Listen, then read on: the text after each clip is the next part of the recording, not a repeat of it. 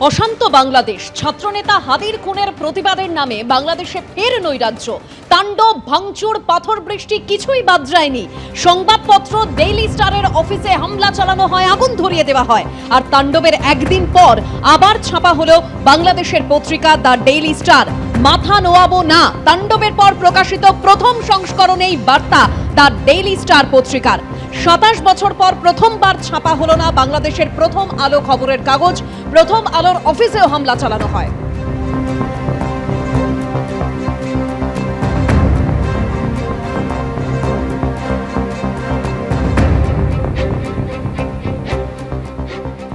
আর এরই মধ্যে ঢাকায় সংসদ ভবনের দক্ষিণ প্লাজায় ওসমান হাদির শেষকৃত্য সম্পন্ন হলো। আর সেই শেষকৃত্যের অনুষ্ঠানে সামিল ছিলেন হাজার হাজার সমর্থক। ময়মনসিংহে দীপু দাস নামের হিন্দু যুবককে খুনের ঘটনায় গ্রেফতার করা হয়েছে 7 জনকে। পোস্ট বাংলাদেশের অন্তর্বর্তী সরকারের প্রধান উপদেষ্টা মোহাম্মদ ইউনূসের। এখনো চলছে বাংলাদেশ, আগুন লাগানো হয়েছে বিভিন্ন জায়গায়। উদীচী শিল্পগোষ্ঠীর কেন্দ্রীয় কার্যালয়ে, বাংলাদেশের সংবাদপত্র প্রথম আলোর অফিসে তাণ্ডবের জের। 27 বছরের ইতিহাসে প্রথমবার বন্ধ রইল প্রথম আলোর সংস্করণ।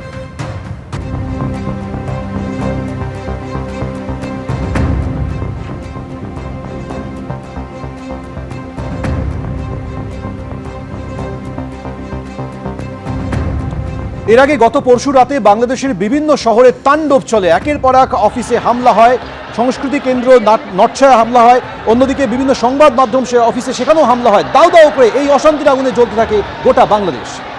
সংস্কৃতি কেন্দ্র ছায়ানটে হামলার পাশাপাশি বিভিন্ন সংবাদ মাধ্যম অফিসে হামলা হয়, অশান্তির আগুনে জ্বলতে থাকে বাংলাদেশ।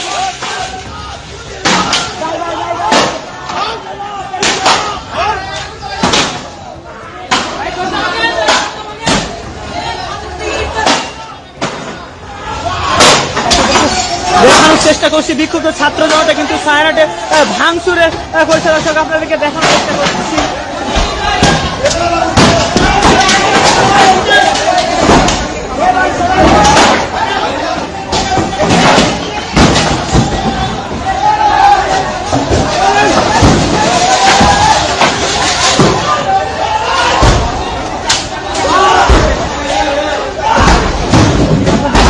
ভাঙচুরে করা হচ্ছে, আপনাদেরকে সরাসরি দেখানোর চেষ্টা করছি।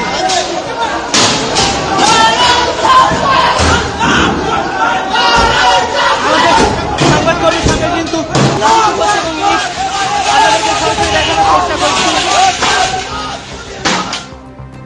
আর বাংলাদেশের এই পরিস্থিতি সম্পর্কে শুভেন্দু অধিকারী বললেন, বাংলাদেশের পরিস্থিতি উদ্বেগজনক। জামাতিদের হাত থেকে পশ্চিমবঙ্গকে রক্ষা করতে হবে। তাহিরপুরের সভা থেকে বললেন শুভেন্দু অধিকারী। যেভাবে আমাদের হিন্দুদের উপরে অত্যাচার হচ্ছে আপনারা দেখেছেন, দীপু দাসের উপরে বাংলাদেশে যে অত্যাচার হয়েছে, আপনারা এর বিরুদ্ধে প্রত্যেকে যারা সনাতনী তারা ঐক্যবদ্ধ হয়ে আগামী দিনে জামাতিদের হাত থেকে পশ্চিমবঙ্গকে, নদিয়াকে রক্ষা করবেন। এই আবেদন আপনাদের কাছে আমি করতে চাই। শুভেন্দু অধিকারীর এই মন্তব্যের পাল্টা বিজেপিকে নিশানা করে কুণাল ঘোষ কি বললেন শুনুন। দেখুন, একটাই কথা বলবো যে বাংলাদেশের যে ঘটনা, দীপু দাসের মর্মান্তিক মৃত্যু, আমরা তো সবাই নিন্দা করছি, কিন্তু এটা তো সেন্ট্রাল গভর্নমেন্টকে দেখতে হবে, এটা একটা আলাদা দেশের ব্যাপার। তো এখনো তো সেন্ট্রাল গভর্নমেন্টের কোনো স্টেটমেন্ট এলো না, নরেন্দ্র মোদীর কোনো স্টেটমেন্ট এলো না। তো শুভেন্দু অধিকারী কি শাক দিয়ে মাছ ঢাকছেন? নরেন্দ্র মোদীর সরকার, কেন্দ্রের সরকার, দিল্লির সরকার, যারা দায়িত্বে, এটা আন্তর্জাতিক বিষয় বাংলাদেশ, এটা পশ্চিমবঙ্গ কিছু করতে পারে না, এটা কেন্দ্রের ব্যাপার। এখনো কোনো স্টেটমেন্ট এলো না, এখনো কোনো নিন্দা এলো না। তাহলে শুভেন্দু অধিকারী নরেন্দ্র মোদীর কাছে কৈফিয়ত চান। এদিকে এসআইআর এর খসড়া তালিকায় বাংলাদেশি আর বাদ যাচ্ছে ভারতীয়র নাম। খসড়া তালিকায় নামই উঠল না বেহালার বাসিন্দা সুব্রত মিস্ত্রি। রাজ্য সরকারি কর্মচারী সুব্রত মিস্ত্রি 2002-এর তালিকাতেও তার নাম ছিল। ভোটের ডিউটিও করেছিলেন রাজ্যের সরকারি কর্মী সুব্রত মিস্ত্রি। ভারতীয় হয়েও এসআইআর এর খসড়া তালিকায় তার নামই নেই। বেহালার সুব্রত মিস্ত্রির এনুমারেশন ফর্ম চলে গিয়েছিল সোনারপুরের সুব্রত মিস্ত্রির কাছে, আর সেই সুব্রত মিস্ত্রি, বেহালার সুব্রত মিস্ত্রির নাম এবার খসড়া তালিকাতেই উঠল না।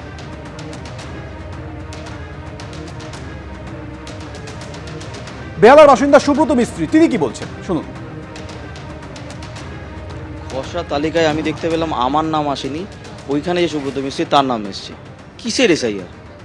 আমি 2002 সালের ভোটার লিস্টে আমার নাম রয়েছে, আমার বাবা মায়ের নাম রয়েছে, আমি 2002 সালের আগে আমার ভোটার কার্ড বানানো, অথচ আমি দেখলাম আমি ভোটার লিস্ট থেকে খসড়া লিস্ট থেকে আমি বাইরে বেরিয়ে গেলাম। অথচ সেই লোকটি যে বাংলাদেশ থেকে সে ওখানে বলল, মিডিয়ার সামনে যে স্বীকার করলো আমি বাংলাদেশ থেকে এসে ভোটার কার্ড বানিয়েছি, তার নামটি লিস্টেড করা হলো, অথচ আমি বাদ গেলাম। আমি নির্বাচন কমিশনকে যে জানতে চাই দোষটা কার?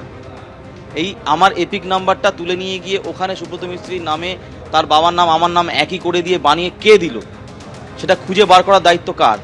আমি এখন বাইরে, আমি সরকারি কর্মচারী, আমি প্রতিবার ভোটের ডিউটিতে যাই, আমি আমার দায়িত্ব ঠিকভাবে পালন করি, ভোটের যে দায়িত্ব হয়, তা সত্ত্বেও আমি এই লিস্টের বাইরে। জবাবটা কে দেবে? নির্বাচন কমিশনকে দিতেই হবে এই জবাব। এখন আমি তো চিন্তা করছি, ও তো একবার ওর জন্মে এখানে, পড়াশোনা এখানে, অথচ একবার ভোট দিয়েছে, তারপরে তার নামটা কি করে উধাও হয়ে যায়? এই জন্য দায়ীকে। এবং ওর স্কুলে ডিউটি আছে, এই ভোটের ডিউটি পড়ে, এখন ডিউটি বন্ধ করে কি ভোট দেবে? এখন এর জন্য দায়ীকে। এর জন্য আমরা এর ক্ষতিপূরণ চাই। ভারতের বাসিন্দা হয়েও বেহালার সুব্রত মিস্ত্রির নামই উঠল না খসড়া তালিকায়। তার এনুমারেশন ফর্ম চলে গিয়েছিল সোনারপুরের সুব্রত মিস্ত্রির কাছে, কিন্তু শেষ পর্যন্ত যখন খসড়া তালিকা প্রকাশ পেয়েছে তাতে দেখা যাচ্ছে বেহালার বাসিন্দা সুব্রত মিস্ত্রি সেই তালিকায় নামই নেই। এই জটিলতা প্রসঙ্গে সোনারপুর উত্তরের বিএল কি বলেছেন শুনুন। মানে ইতিমধ্যে আমরা দেখেছিলাম আপনার এলাকার যে সুব্রত মিস্ত্রি, সে নিজেও বলেছে 2017 বাংলাদেশ থেকে এসে কার্ড বানিয়েছে, ক্যানিং থেকে কার্ড বানিয়েছে, এবং যে খসড়া তালিকা সেটা তো আপনার এখানকার সুব্রত মিস্ত্রির নাম। হ্যাঁ, ওর নামই আছে। তার কারণটা হচ্ছে ওকেই যেহেতু ওর ফর্মটা যেহেতু সাবমিট করা হয়েছে, আর যখন এনুমারেশন ফর্ম এসেছিল, এনুমারেশন ফর্মে আমার এখানকার সুব্রত মিস্ত্রির ছবি ছিল বলতো, এবং সে এখানকার তার নামও ভোটার লিস্টে রয়েছে, এই জন্য তাকে ফর্ম দেওয়া হয়েছে, সেটাই সাবমিট হয়েছে, আর তার জন্য খসড়া লিস্টে ওর নামটাই এসেছে। না, আমাকে এই পর্যন্ত করতে বলা হয়েছে, ব্যাস। বেহালার সুব্রত মিস্ত্রির অভিযোগ পেয়ে আমরা যোগাযোগ করেছিলাম সোনারপুরের আরও এক সুব্রত মিস্ত্রির সঙ্গে। তিনি যে একসময় সত্যি বাংলাদেশ থেকে এসেছিলেন সে কথা অকপটে স্বীকারও করেছিলেন।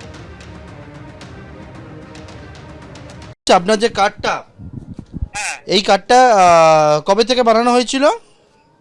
এটা আমার 17 সালে করা হয়েছে, ক্যানিং ভিডিও থেকে জমা করে লাইনে দাঁড়িয়ে আমরা। আপনি কোথায় থাকতেন?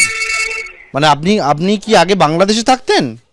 হ্যাঁ, আমার জন্ম বাংলাদেশে, আমি এখানে ছোটবেলায় চলে এসেছি। একই এই যে এপিক নাম্বারটা পেয়েছেন, এটা কার্ড নাম্বারটা, এটা কাকে দিয়ে, বাংলাদেশ থেকে এসে কাকে দিয়ে বানিয়েছিলেন কার্ড?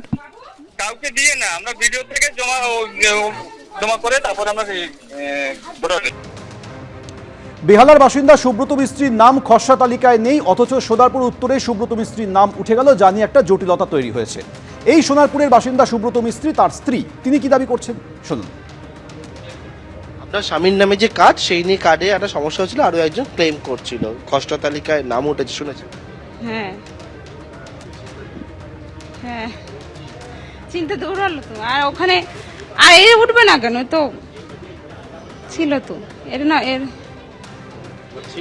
হ্যাঁ, আর এরই তো সব ফর্ম টর্ম, এরই তো, তার এরই তো নাম আসবে, ডকুমেন্টস এর তা আসবে তো, এর নামই